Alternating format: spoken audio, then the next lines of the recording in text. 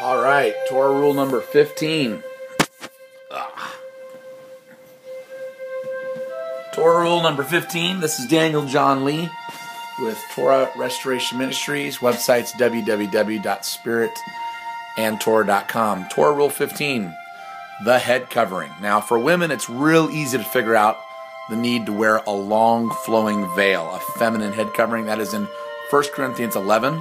Read 1 Corinthians 11 and then read 1 Thessalonians 5:17. It says a woman is to cover her head with a long feminine veil whenever she prays or prophesies.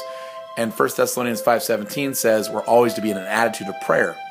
So women, you must always wear a long flowing veil during your waking hours.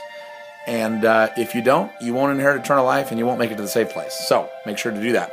Now men, okay, it's a little more complicated to prove this, but it is in the Torah. Now, if you just read 1 Corinthians 11 on a surface level, it seems like Paul's saying men don't wear head coverings, it dishonors your head. Okay, guys, Paul cannot possibly be saying that, or else he'd be contradicting the Torah, okay? Because then he would be saying that priests who put on physical head coverings, bonnets, which we can read about in the Torah, they're commanded to cover their heads whenever they do the priestly service, then that would have been profane. That would have been dishonoring their heads. And of course, we know they were not. Now, the priests wore 100% linen head coverings, and Yahshua says very clearly that he's called us to be a nation of kings and priests. Again, you go through the entire Tanakh. Show me one example of a king or a priest who did not wear a head covering. All the kings had crowns. All the priests wore head coverings. Okay? So if I'm called to be a king and priest, I as a man need to wear a manly head covering. This is 100% linen, by the way.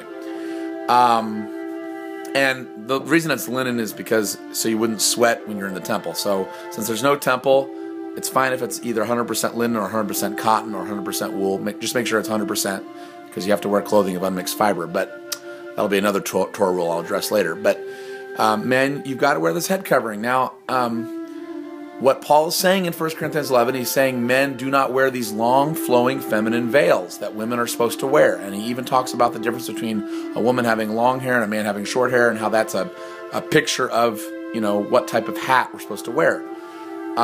This is important, okay? Wearing a head covering is very important because it protects you spiritually. It's related to the helmet of salvation in Ephesians 6. Just like the belt of truth is related to wearing the tzitzit. Okay, in Ephesians 6. Every piece of armor that Paul talks about has a corresponding physical application in Torah.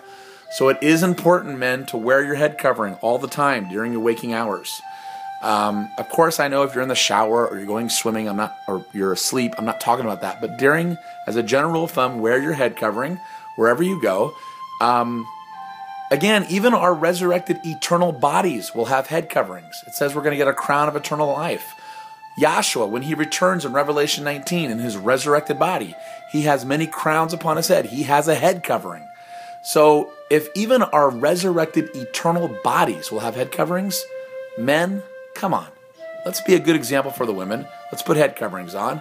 Maybe that'll encourage the women to more often put long flowing veils on if we're at least wearing our manly head coverings. Okay? All right, this is a Torah rule, number 15.